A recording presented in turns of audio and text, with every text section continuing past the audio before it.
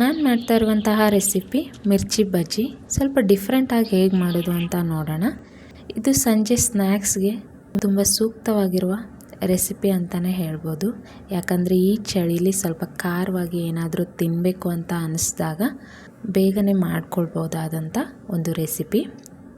ಹಾಗೆ ನಾನಿಲ್ಲಿ ಮಧ್ಯಾಹ್ನ ಚಿತ್ರಾನ್ನ ಅಷ್ಟೇ ಮಾಡಿದ್ದೆ. ಸೊ ಅದಕ್ಕೆ ನಾನು ಸೈಡಲ್ಲಿ ಏನಾದರೂ ಬೇಕು ಅಂತ ಹೇಳಿ ಈ ಮಿರ್ಚಿ ಬಜ್ಜಿನ ಮಾಡ್ಕೊಂಡಿದ್ದೆ. ಇದು ತುಂಬ ಚೆನ್ನಾಗಿ ಬಂದಿತ್ತು. ಸೊ ಅದಕ್ಕೆ ನಾನು ನಿಮ್ಮ ಜೊತೆ ಶೇರ್ ಮಾಡ್ತಾಯಿದ್ದೀನಿ. ಮೊದಲಿಗೆ ವೆಲ್ಕಮ್ ಟು ಕೃತೀಸ್ ರೆಸೋಯಿ. ಇದನ್ನೇ ಹೇಗೆ ಮಾಡೋದು ಅಂತ ನೋಡೋಣ ಬನ್ನಿ.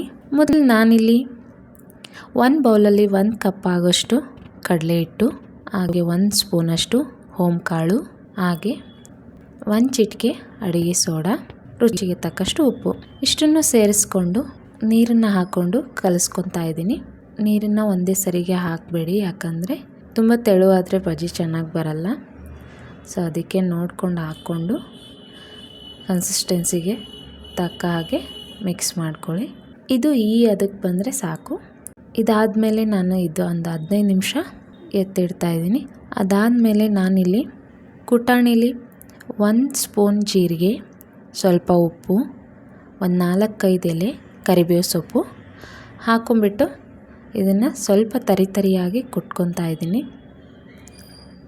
ನೋಡಿ ಈ ಥರ.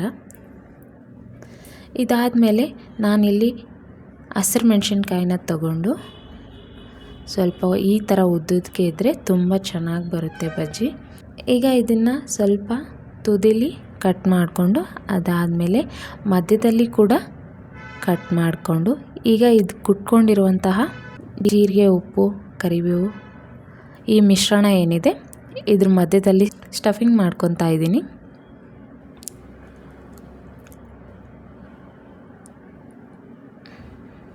ಸೇಮ್ ಎಲ್ಲನೂ ಹಿಂಗೆ ಮಾಡ್ಕೊತಾ ಇದ್ದೀನಿ.